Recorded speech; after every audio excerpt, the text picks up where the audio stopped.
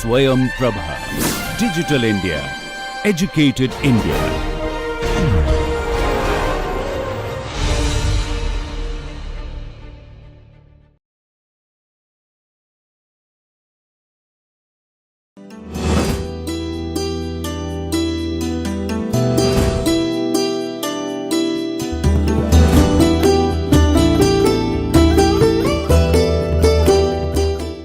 Hello viewers, welcome back to the class ESD class on food security. We are discussing about the food, how to reduce the food wastage, food security and different mechanism for that. So, to continue with that, now we will continue with, like, this is the kind of this is the kind of global SDGs challenges that we are facing, challenges and probable solutions. The challenges of zero hunger and no poverty, these are the challenges that we are facing, and how to get the solution for this. So, increase agricultural productivity, ensure equitable access and diversifying the diversify the plant varieties, food crops, etc., and how to invest in smallholder farmers, especially with women, in engaging them in increasing the food security and improve the nutrition not only in the family, but in the community, and by starting the home garden, kitchen garden, terrace garden, and again by executing, by implementing the rules, legal actions not to waste the food, penalties for the not wasting the foods, food preservation techniques, and women should be educated regarding the different kinds of nutritional value of the foods, food products, and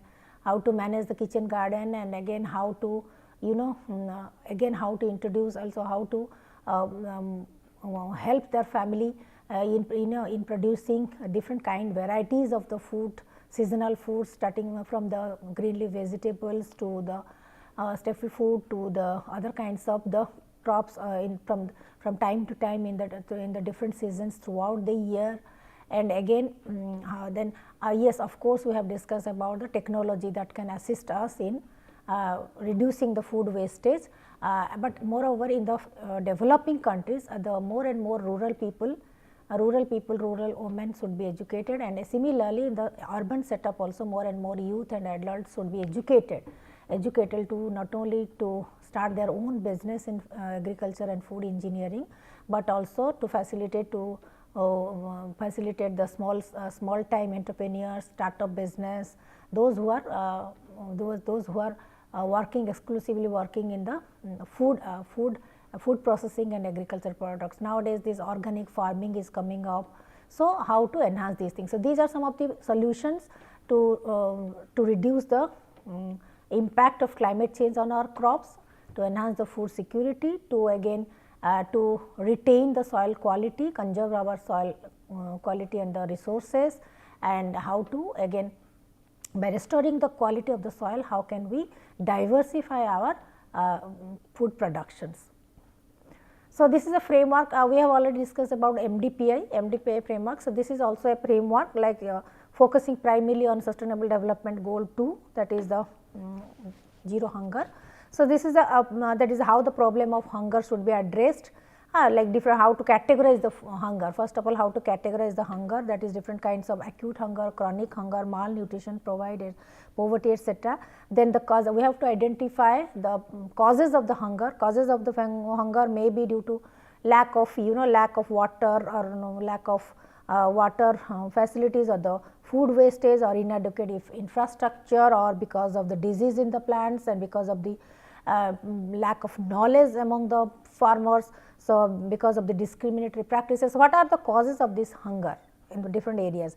Then come for the food security, like how to remove this poverty, how to address these issues, starting from the role of the private sectors to seed bank to providing agricultural subsidies, and the updating the information and education about the food production techniques. They improve the social welfare, sustainable agriculture techniques, practices, and nutritional supplements. All these things are the food security facility. So, SDG goal 2, that is zero hunger, it focuses, first thing is that problem of hunger, identifying the different types of hunger, reason of hunger, then causes of this hunger, identifying, diagnosing the different causes of the hunger, then how to mitigate it through different solutions. So, this is the framework that everybody, all of us, we can adopt. So, there are some suggestions also, there are some suggestions like yes, we have already discussed about the right public policies should be there, focusing more on agriculture, improved sanitation, water security, along with the food security. Water security is also very important, women's education, empowerment, and health consciousness, like especially taking care of the children, etc. So, therefore, these are some of the suggestions that should come from time to time, not only from the ministry, from the experts, also from the private sector, also from the from the experienced farmers also, and are the companies or the organization who are the food product based companies and the organizations, or either they are working in the fertilizer sector or in the food preservation sector, etc. So, and the data says that the India will achieve the current stunning rate of full security global, that means full security food preservation or zero hunger by 2055, because China has moved ahead in terms of their agriculture and economic growth, and they have been able to lifted millions of people out of hunger and poverty and malnutrition. So, and that is, as the global nutrition data says, report says that India will be able to achieve those these status by 2055, provided it does better in policy sector, in investment, and focuses on these issues identified by us, like for example, the food wastage or sustainable, that means sustainable use of the soil for the multiple or diversified food production, different seasons, and all kinds of the. If you go by this kind of framework with the scientific analysis, with the logistic, and with the proper feedback and evaluation, then India probably would achieve this by 2055. So, these are some of the research findings, that these research findings I have collected from the latest research literatures, that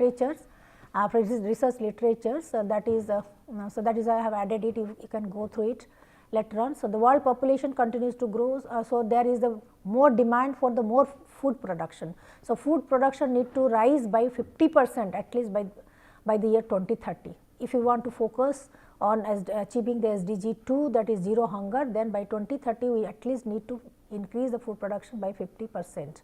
Similarly, the today's agricultural and trade practices are failing to feed the poor and have the detrimental effects on the environment. So, again equal access, equal distribution, again food, we have already discussed about crop production, food management, food distribution, and food restoration, so the preservation, all these things are the very important dimensions. So, how to ensure equal access to all people, especially the poor and the rural disadvantaged people. Similarly, how to again restore the quality, how to reduce the negative impact or detrimental effect on the environment, how to reduce the food wastage or the crop wastage. So, how to be alert, alert and very alert about the seasonal changes, certain seasonal changes, or you can say some kind of the climate change or the all natural disasters, how to be alert and how to protect our crops and the food crops and the post harvesting also. So, these are some of the important things. So, latest research and latest things are coming up, and we must praise our farmers and agricultural experts and the agricultural companies are working on this agricultural and food production units from time to time. So, these are some of the latest research findings that you can go through. And similarly, again so along with agriculture, we should also focus on fisheries and poultries, animal husbandry, all kinds of things. We must also divert our attention and the focus and effort towards other things. So, we should not be over dependent on the food import, okay, for the foreign countries. We should procure, we should cultivate, we should invest our time in producing our own food items, depending, because India is primarily an agriculture based economic country. So, why not to use our talent, our skills, our land, our research for the food preservation, food production by 2030, so that all the learners would acquire the knowledge and skills, and more people will go for this agriculture sector and food processing sector. So, similarly, how to promote, again how to promote the sustainable development in campus, like the green, going for green that means green company, green products, green edible space, green going green in terms of not only consumption but also in the production also. So, similarly, so like for example, in University of Hong Kong, so they have also that means they had rooftop farming since 2012. So, similarly, in our urban cities also that we can have this rooftop gardens also, vegetable. So, the school and school of architecture, they have given the design. So, this kind of things can be done in our cities also, rooftop gardening.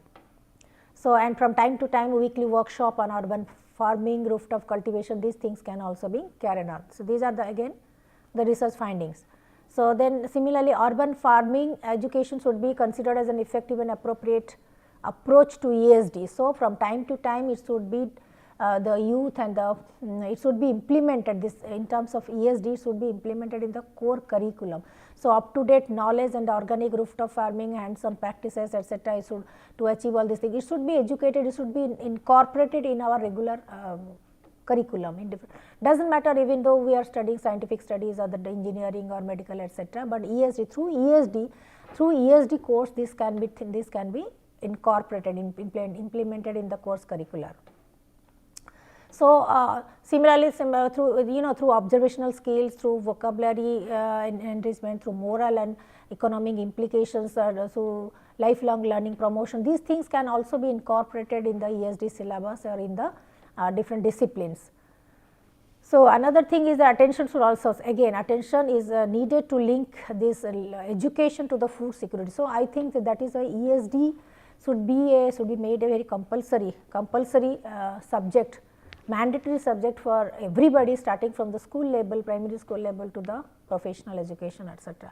And moreover, it should also be a part of the continuing education. So, that is why today's agriculture and trade practices also they are also failing to feed the poor because of the detrimental effect of the environment, lack policy fallacies, etc.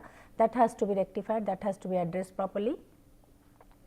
Knowledge of the current state can also lead to the empowerment. People need to take responsibility for their actions, like how can we enhance our sustainable consumption habits, sustainable competencies.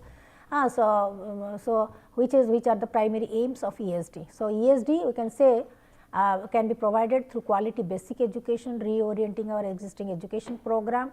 So, building public understanding, awareness, providing practical training, everywhere now the ESD role is very vital, because ESD brings the sustainable issues to the forefront. All these things are there in an implicit manner, but ESD's job is to identify, focus it, is to highlight it and to bring to the limelight and to take action. So, therefore, ESD aims to provide all learners with support to develop the different skills, to adapt to the changing food security and to the local context, etc. So, now we will go for ESD framework, framework, or how ESD can help us in distributing, sharing the information and disseminating the information among our public. So, similarly, the current practices also, they also advocate for the ESD advocates, and then ESD should be in their vocational education programs and the cultural and agricultural practices of farmers.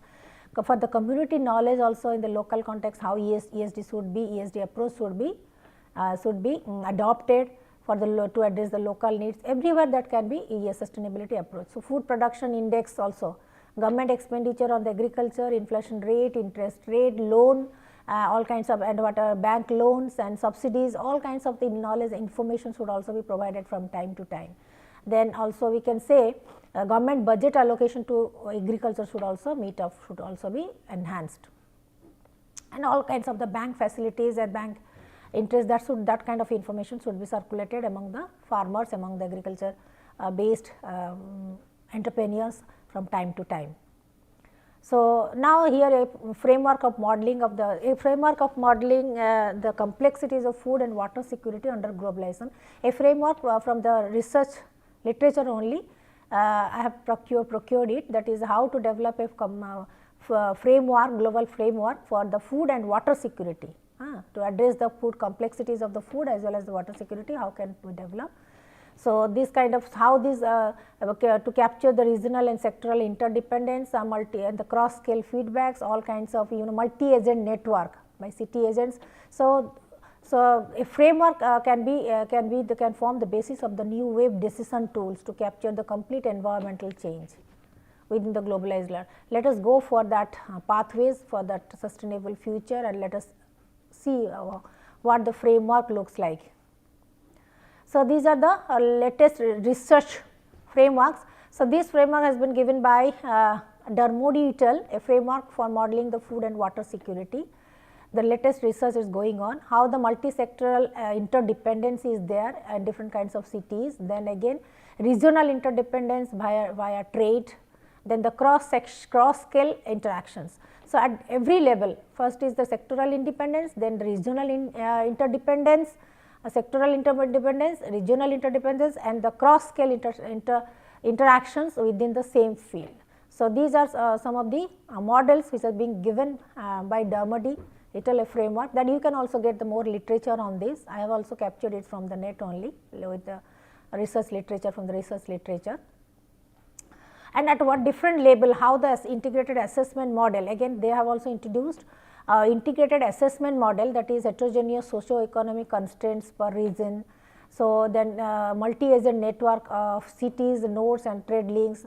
So, that means it is a kind of agricultural food grid, like we have discussed about the health grid. It's similarly it's kind of agricultural grid. It's a grid based dynamics of vegetation model, hydrological model.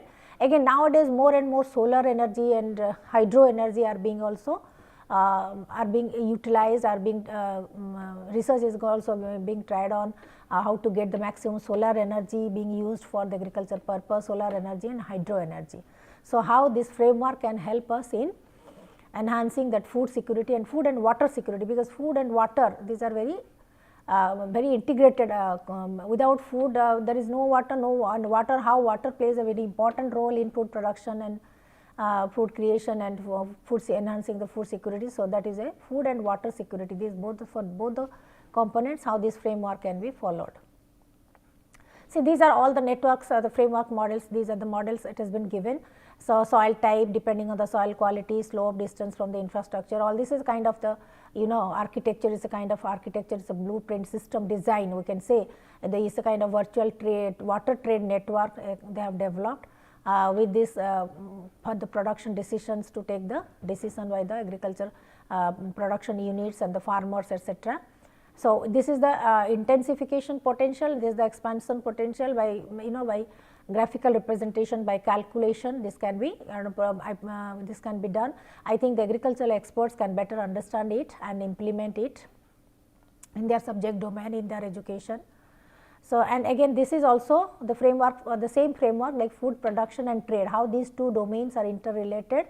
So, like food production, that is for example agriculture, from the agricultural land, energy supply and demand. So, these are interrelated. Then again per capita demand and agricultural intensity, again how multi-agent model can be implemented, multi-agent model land for using the land use based on the local and the remote demand, land use maps, etc. Then again complex hydrology and then dynamics of the vegetation, again trade.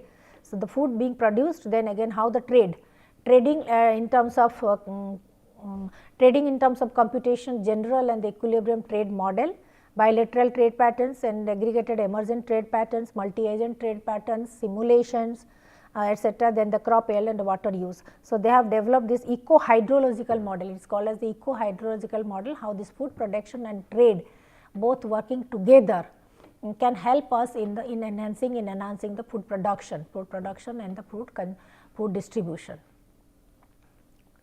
So, again the same thing, that is trace that is the paradigm of opportunities, how this can be the scale, the graph can be from the opportunity to vulnerability, how the range from the risk zone to the opportunity zone, how this how to monitor this quadrant, and get the solution. This is also clippings from the research literature, latest research literature.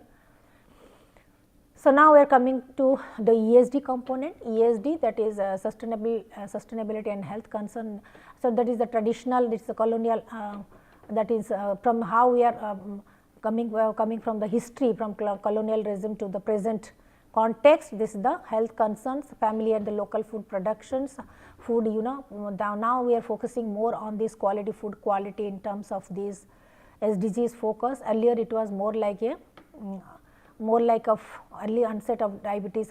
These are the symptoms. Now we are facing obesity, heart disease, anemia, then bacteria kind of infections, and food hunger, and early onset of diabetes. These are some of the some of the outcomes, some of the side effects that we are suffering because of the insufficient or poor quality of the food, and how to restore the quality with more and more green leaf vegetables, more and more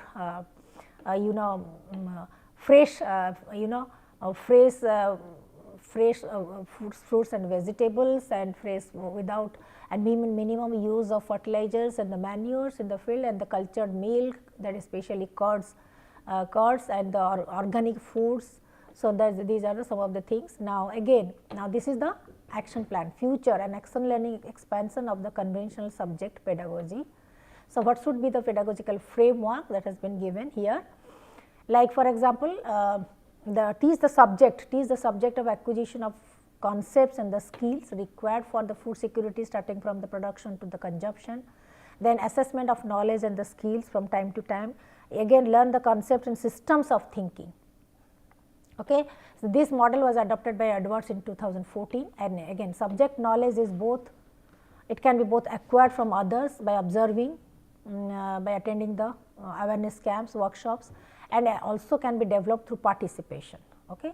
So, now how to expand it, this model, that through acquisition of subject knowledge, to explore more thing on this thing, then work out the solutions that are the problems we are facing right now, and try out and access the change, how can we bring. So, for this acquisition and participation, starting from the acquisition to participation and the practice, participation and the practice, then coming to the solutions of the emerging new techniques. This is learning cycle, this would go on. So, this should go on, and these are the current matters of the concern in the food and food security and health domain. So, this is the again how to move from the past to present to future. So, critical realist learning process across the past, present, and reimagining a sustainable future. Okay. This is the past stories. Past stories like what was the shape of the society, community, human activities, cultural, historical background, all kinds of things. What it is now. So, in the ESD framework, ESD curriculum, we can include these things, what it is now, what it is not now, and thinking about the past stories, past like what our previous generations they were doing. So, it is a more kind of reproductive learning, but linking the past with the present, that is the required. Asking the questions about the past, but linking the past with the present, and present again how the shape of the society has changes, and community and human activities also changes, how knowing and the representing what can be done at present, what are the like in depth inquiry about what are the questions, asking questions about what are the challenges we are facing, in depth inquiry about this, what can be done, that what can be done, that like these are the recent challenges that we are facing, experiencing, and how it can be addressed. So, what could be done and what should be done, so that in future, that thinking about the present and linking it for the future. So, for the future possibilities, we have to explore the future possibilities, not only mitigating the present challenges, but for enhancing the sustainability and future availability of this kind of resources and activities, and all kinds of resources for the future generations. So, here again design the solutions with the challenge assessment. So, here again whatever that means with the innovation, with the creative thoughts, ideas, developing new competencies. So, then again so many questions can be put, like question number 3, 4, that means this kind of questions, like how these things future can be made more sustainable, can be made more secured more, and how food security, food production and water security can be enhanced, health can be total overall health standard can be improved. So, this kind of framework we can implement through ESD. So, again these are some of the food items, products are like for example, as how to enhance the quality of homemade foods, like You know, nowadays even in the refrigerators also, like for preparing the curd, there is also another unit by regulating the temperature. How can we prepare the home products like home made curds, etc. Similarly, all kinds of items, food products, that how it can be healthy for us in if you prepare it at home. Similarly, so green leaf vegetables, like how can we promote the green leaf vegetables with minimum you know, fertilizer, manure, etc., chemical things, etc. So how which kind of like herbal knowledge, herbal knowledge, like the which kind of plants and the greens can enhance our hemoglobin, can enhance our you know, immunity, like the Ayurvedic products, like the herbal medicines like neem, tulsi, all kinds of things. So this green leaf vegetables how can it enhance our immunity? Then again how to assess the ESD competences from the conventional method to the most practical method, like ESD assessment in terms of projects, assignments, analysis, assessment, case studies, that is to analyze, evaluate and innovate. Here also we should use this revised Bloom's taxonomy to you know, to measure their higher order thinking process, skills and competencies in terms of creative thinking, innovative practices, all kinds of things, different kinds of tests and exams. Primarily group based, project based, experiential learning projects can be given to them. But again, continuous formal assessments should be more productive instead of formal assessment, formative assessment instead of summative assessment. From time to time, feedback should be given. More and more in-depth inquiry, systems thinking should be there, startup story, then case study, sustainable and just alternative access progress, all kinds of the activity oriented, practical. That means whatever they are studying, they need to experience it, learn it from the actual field, that is from the reality. So reality based learning. So what can be done for learning together, experiential learning, project based learning.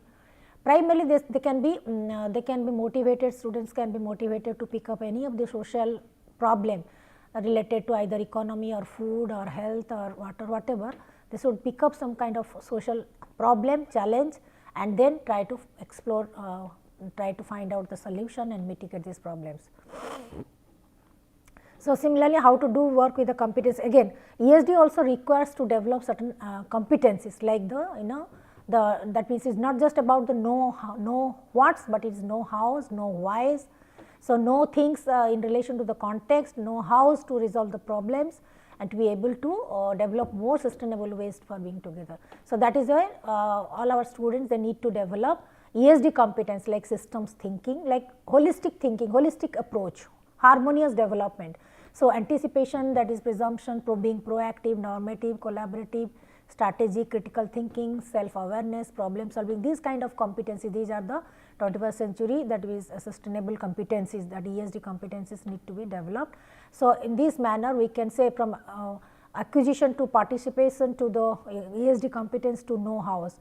In this we can divide this into quadrant, and according to this quadrant we can base our education model. We can start our education model with knowing to know-hows, to being able to participate, explore, experience, act upon, and then to make it more sustainable. So through this framework we can teach this ESD subject, so through with competency assessment and development of sustainable competencies. So these are some of the things, assessment techniques, learning know-hows, how to learn fundamental knowledge and applications, integration, human and ecological dimensions, caring and all kinds of things, holistic things, significance of learning, this kind of framework that we can apply, you can imply in our ESD subject. So this is all about things, these are some of the references, you can go through it. So these are some of the frameworks that I have captured from the research literature that we can try out in our own subjects, and we can design our subject, whatever domain we teach does not matter, we can adopt, we can apply this ESD framework even in our own discipline. Thank you very much.